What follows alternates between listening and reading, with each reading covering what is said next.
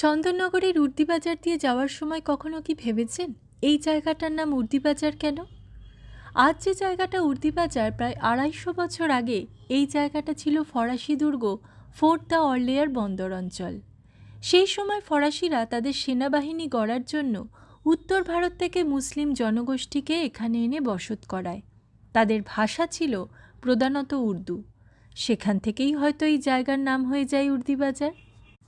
আবার আরেকটা কারণও হতে পারে, উর্দু শব্দটার মানেই হলো সেনা ছাউনি।